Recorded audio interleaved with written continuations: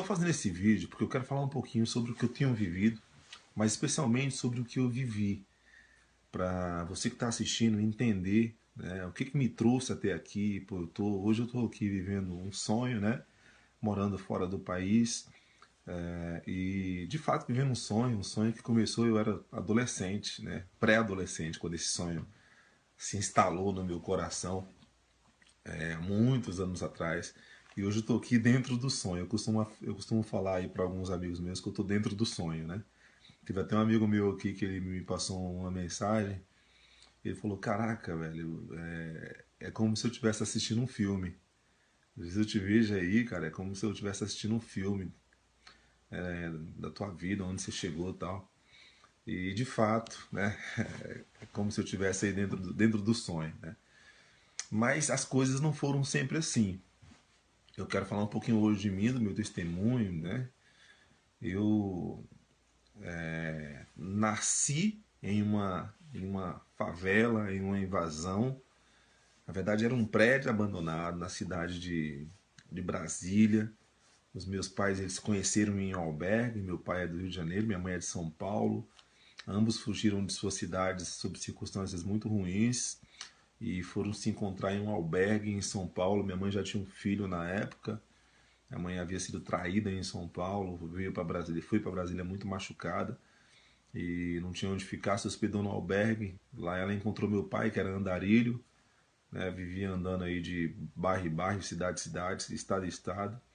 E uma dessas andanças dele, ele acabou se hospedando nesse albergue, que era um albergue gratuito, né, onde qualquer pessoa que estivesse necessitando chegava lá e ficava, passava a noite, pernoitava. E nessa eles se conheceram. E, e aí eu sou fruto dessa história aí. Só que minha mãe, né, veio de São Paulo totalmente sem condições. O meu pai do Rio de Janeiro também era andarilho, né, mendigo praticamente, né, as pessoas que viviam na rua, para cima e para baixo. E eles resolveram juntar suas dores, né, juntar ali os seus, se namoraram. E aí foram morar junto. Meu pai era usuário de droga, minha mãe não ficou sabendo no primeiro momento. Mas como meu pai foi uma das únicas pessoas que ofereceu ajuda para ela, né, ajuda prática mesmo, de, de estar ajudando ela e o filho dela na época, que é o meu irmão mais velho, ela acabou embarcando, né, se apaixonando pelo meu pai. Não sei se apaixonou, mas foram os dois decidiram ficar juntos e lá do albergue eles já saíram e foram morar em um prédio abandonado. Eles viram um prédio abandonado onde muitas muitas pessoas moravam, pessoas de rua, né, que iam ali para aquele prédio. Na verdade não era nem um prédio, era um esqueleto de um prédio, era um prédio sem paredes, né, sem era um prédio totalmente só o esqueleto do prédio.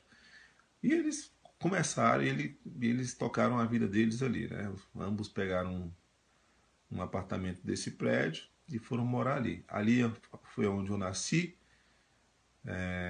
e fiquei até os meus 3 ou 4 anos, se eu não me engano. Tenho memórias dessa época até hoje, porque foram memórias marcantes. Até que um dia o dono daquele prédio, daquele terreno, ele quis retomar ali o prédio, né? Para poder demolir e construir um outro edifício no local. E foi muito complicado. Muito complicado. Eu lembro até hoje das cenas.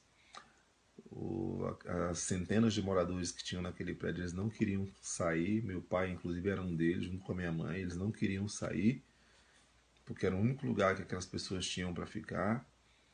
Mas o dono pediu reintegração de posse, o dono queria ficar ali. E aí teve que chamar a polícia foi, e foi aquela briga, a polícia arrastando todo mundo, arrastando os pais ali, os pais lutando, brigando com um pedaço de madeira, com o que tinha na mão. As crianças no meio daquela bagunça, as mães desesperadas gritando. E, e aí até que quando a gente viu, já tinha um cenário de maquinário, tratores, homens lá fora ali, em frente ao prédio, esperando a gente desocupar para eles começarem a demolir no mesmo dia. E foi muito difícil, foi a primeira experiência marcante que eu tive na minha vida. Ali era a minha casa, eu tinha nascido ali, então na cabeça de uma criança, aquilo lá era tudo que eu tinha, né? E de repente eu vi a minha casa sendo demolida, destruída. A gente não tinha para onde ir, então a gente foi praticamente morar nas ruas. Meu pai ele foi para uma rodoviária, a rodoviária da cidade de Sobradinho, que existe até hoje. E ali o meu pai ele ficou ali com a gente, eu lembro perfeitamente, a gente pequeno, ele e a minha mãe. Então na madrugada a gente ia para aquela rodoviária e ele colocava a gente embaixo de um banco de concreto. Na época éramos, se não me engano, quatro. Éramos eu, o meu irmão mais velho, a minha irmã mais velha e o meu outro irmão. Então éramos quatro. Meu pai colocava a gente ali enfileiradinho ali embaixo do banco de concreto, que é onde batia menos vento. A gente forrava ali umas roupas no chão ali, forrávamos coberta, as roupas que a gente conseguiu salvar algumas roupas lá antes de demolir o prédio, né, e dormíamos ali. Só que era o seguinte, a gente tinha que levantar ainda de madrugada, eram umas 4h40 da manhã, a gente tinha que levantar, porque começava a chegar gente na rodoviária e a segurança da rodoviária, os guardas, eles não deixavam a gente ficar ali com aquele monte de roupa, aquele monte de trouxa ali no meio da rodoviária. Então a gente tinha que sair. E aí eu lembro até hoje, a gente sempre na madrugada a gente levantava e, e criança, né? Todo mundo muito sonolento. E a gente saía, meu pai com as trouxinhas de roupa nas costas, minha mãe com o filho nos braços e carregando também um monte de sacola, eu e meus irmãos vivendo a mesma situação ali, né? Com sono. Aí geralmente a gente ia para debaixo de uma árvore que ficava em frente a um restaurante onde meu pai vigiava carro o dia inteiro, que ficava ali na feira de Sobradinho. Ao longo do dia, meu pai ficava ali vigiando o carro e eu e meu irmão a gente ia andar na cidade. Então a gente encontrou ali um quartel do bombeiro. O bombeiro era quem dava comida pra gente. Um dia eu e meu irmão passamos lá em frente, vimos eles almoçando e aí a gente ficou espiando lá a comida deles e eles acabaram dando 2 marmitex pra gente. E a partir daquele dia, aquele ali ficou sendo o nosso local onde todo dia a gente ia lá pedir a comida. E eles já sabiam, então preparava as marmitas pra gente. Aí aos poucos eles foram conversando com a gente, aí descobri que a gente tinha mais pessoas, mais gente da nossa família, aí já preparavam mais marmitas. E por isso que hoje eu tenho uma paixão muito grande por essa profissão, porque eu tenho uma história com eles. E ali a gente cresceu, né? Até que um dia meu pai ele ficou sabendo de um assentamento que estava começando, né? Um novo bairro que estava começando. E a gente conseguiu lá, meu pai conseguiu arrumar o dinheiro da passagem e fomos para a rodoviária do Plano Piloto. Da rodoviária do Plano Piloto fomos até, se eu não me engano, Taguatinga, e de Taguatinga a gente foi andando para esse assentamento. E esse assentamento era Samambaia, que hoje é o bairro de Samambaia.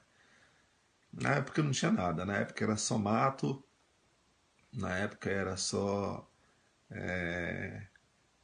as tendinhas porque muita gente estava indo ali para Samambaia, né, demarcar lote. E aí meu pai foi, né, ficou sabendo, foi lá e demarcou um lote, foi lá no extremo da Samambaia, lá embaixo, que hoje é aquela parte mais do fundo ali, entre as 415 e 425, né? E a gente foi morar ali naquele meiozinho ali. E aí aos poucos, como aquilo lá virou um assentamento, foi crescendo muito rápido e mandaram o exército ali. Aí o exército foi lá dar assistência, dava água potável pra gente, aí dava comida, protegia a gente ali, ficava de guarda, né? E a gente ficou vivendo naquela situação ali durante um bom tempo. Aí meu pai daqui a pouco já foi começou, já foi nos matos, derrubou ali umas madeiras, e aí já conseguimos construir o nosso barraquinho de lona. Aí do barraco de lona, depois a gente conseguiu construir um barraquinho de madeira.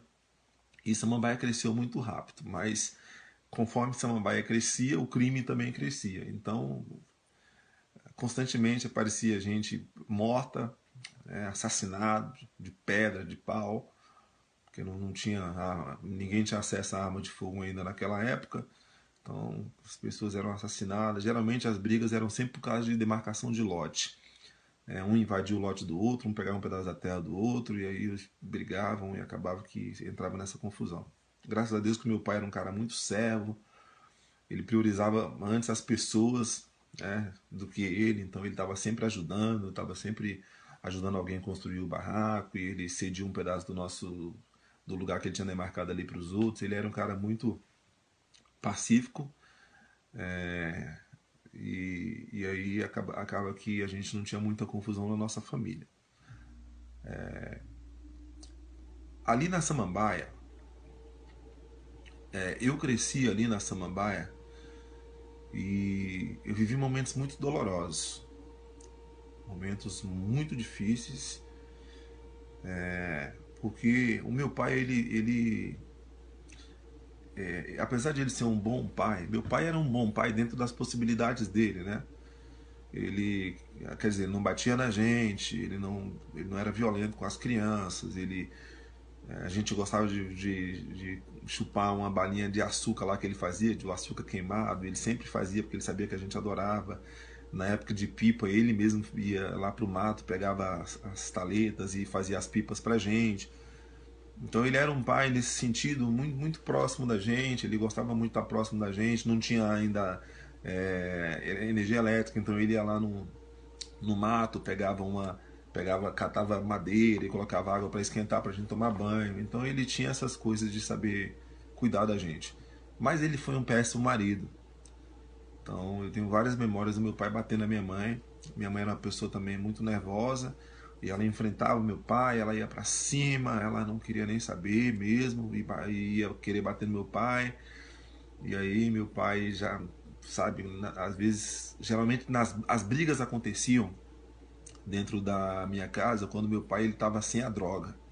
Ele vivia meio que a abstinência de 1 ou 2 ou 3 dias, que não tinha dinheiro para comprar, e ele não roubava, ele não mexia em nada de ninguém, ele tinha, graças a Deus, ele tinha isso com ele.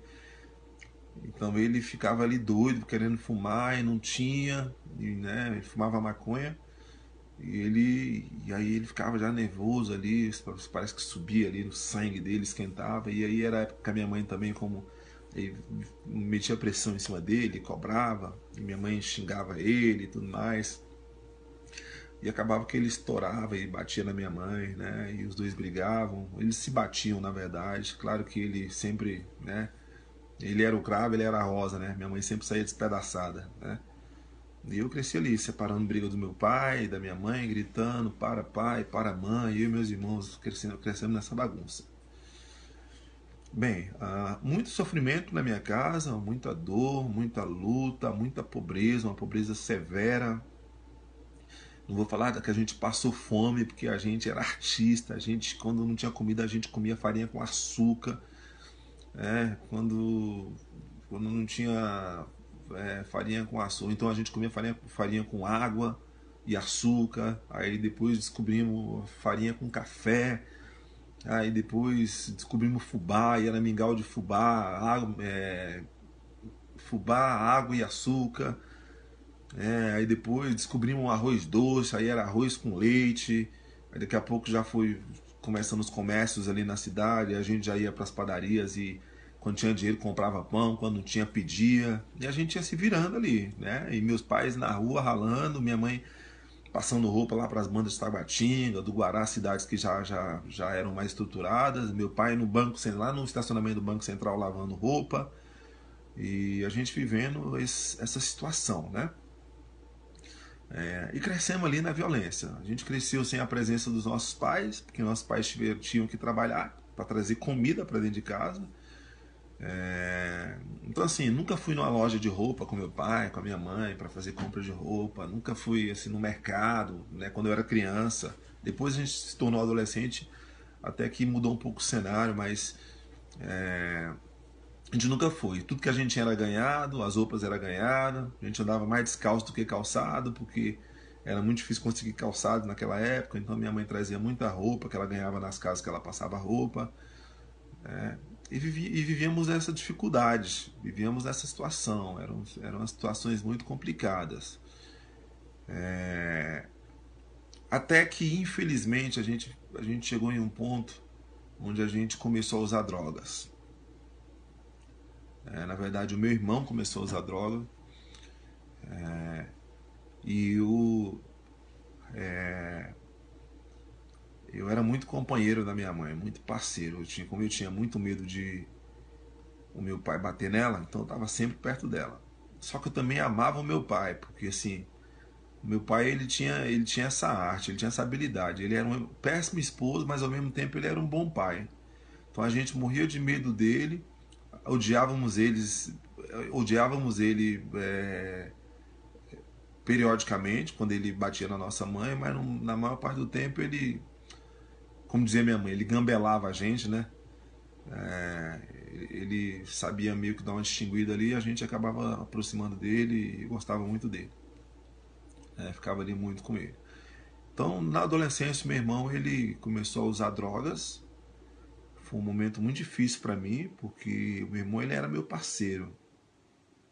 A gente dormia juntos, a gente, a gente brigava muito, né? Mas a gente, ao mesmo tempo, a gente dormia junto, a gente usava o mesmo tênis para ir para a escola, porque só tinha um. Eu estudava de manhã, ele à tarde. Isso já na adolescência, né? Porque durante toda a nossa infância a gente não sabia o que era escola, mas na adolescência a gente já começou, na pré-adolescência começamos a estudar, e uma escola foi instalada ali no bairro, um novo bairro que era Samambaia. E aí um dia meu irmão ele começou a usar drogas. Foi um momento muito difícil porque ele começou a se distanciar de mim. Então eu tinha sempre a ajuda dele ali para separar as brigas dos nossos pais. E de repente eu me vi sozinho. Os meus outros irmãos eram menores, eu tinha que protegê-los. Meus pais iam trabalhar, a gente ficava em casa cuidando deles. E aí daqui a pouco meu irmão já não voltava mais para casa. Começou a usar drogas e ficar na rua, dormir na rua. E aí ele virou aquilo que a gente chamava na época de menino de rua. Ele já não voltava mais para casa, dormia na rua, ficava lá usando as drogas dele, ele cheirava cola na época, thinner. Aí daqui a pouco foi progredindo, né?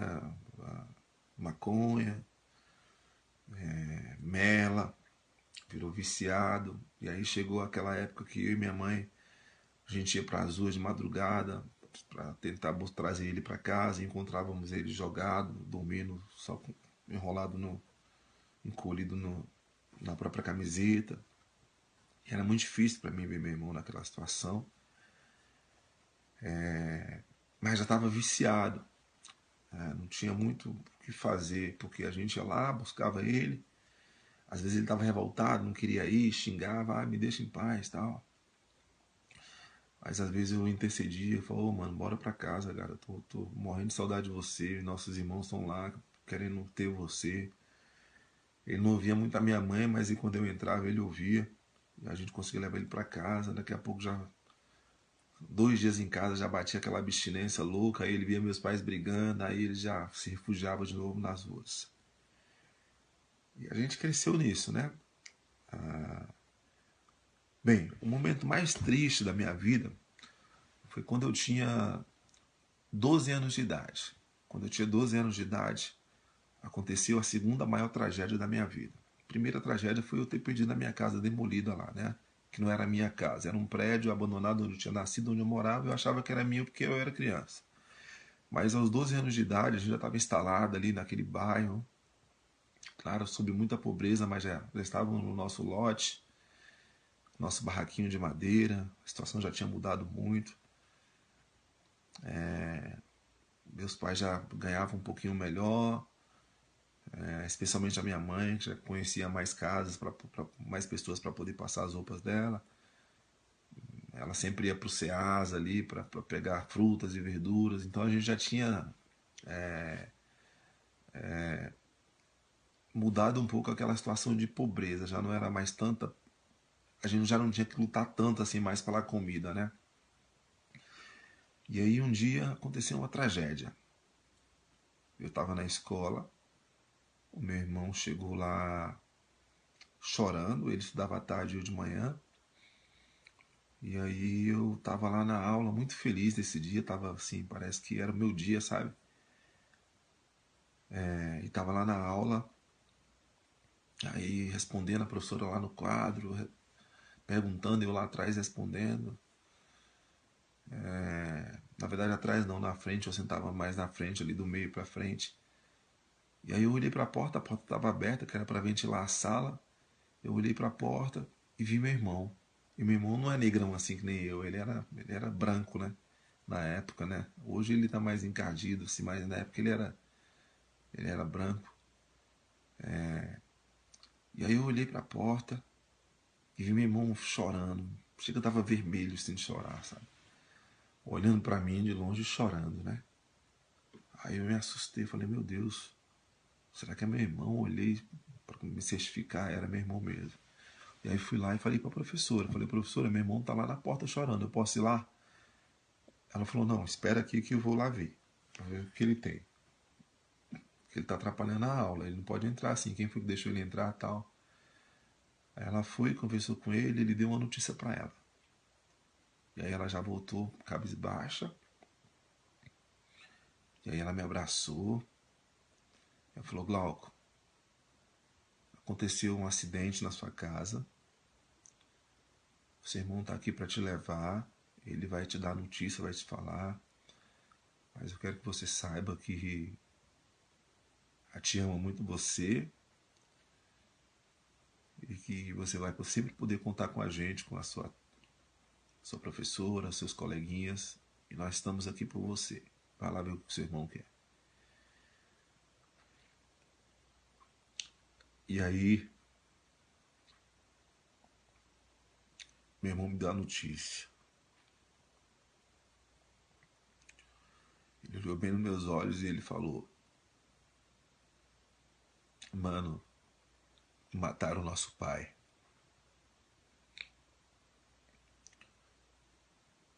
E eu perguntei, falei, como assim? O que você está dizendo? Eles mataram o nosso pai. O corpo dele está caído lá perto de casa.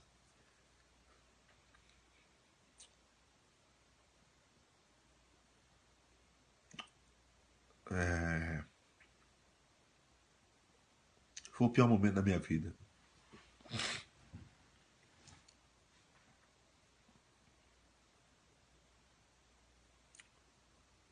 Tantos anos se passaram já, mas como eu estou rememorando isso, não tem como se emocionar da mesma forma que eu me emocionei no dia. Eu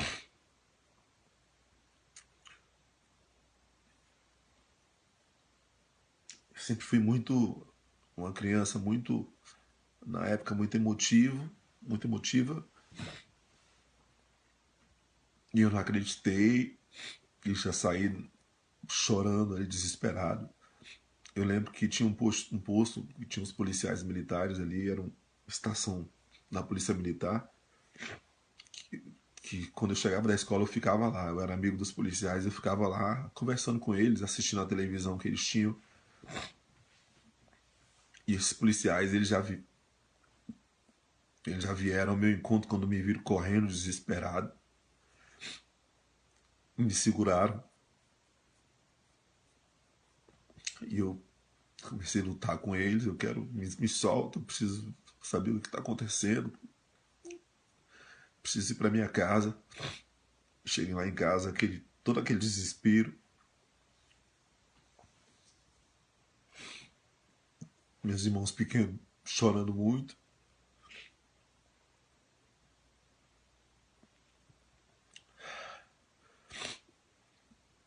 minha mãe totalmente desolada, porque eram 6 filhos. Ela tinha uns problemas com meu pai, mas o meu pai, ele, de certa forma, ele representava a nossa proteção, ajudava a prover a comida, as coisas, e agora ela se via sozinha ali. E eu tentei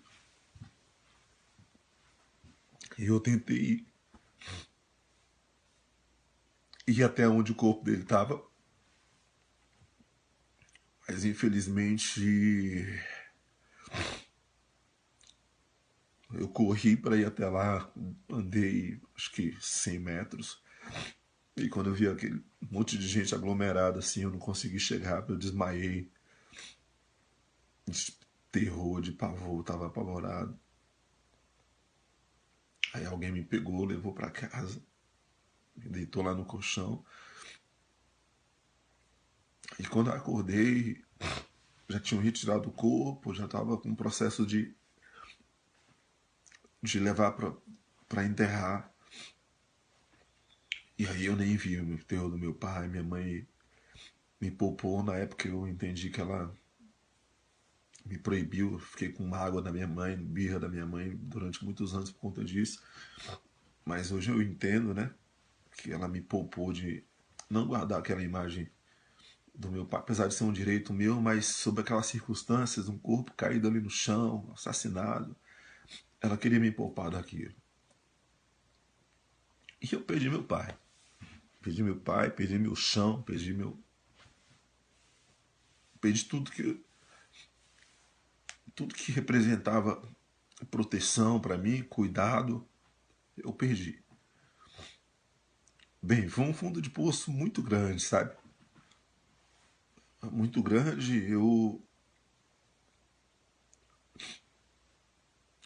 desabei, né? Então, meu irmão já usava drogas, e eu tinha meus irmãos pequenos, mas foi inevitável. Eu vivi uma depressão durante muitos anos, porque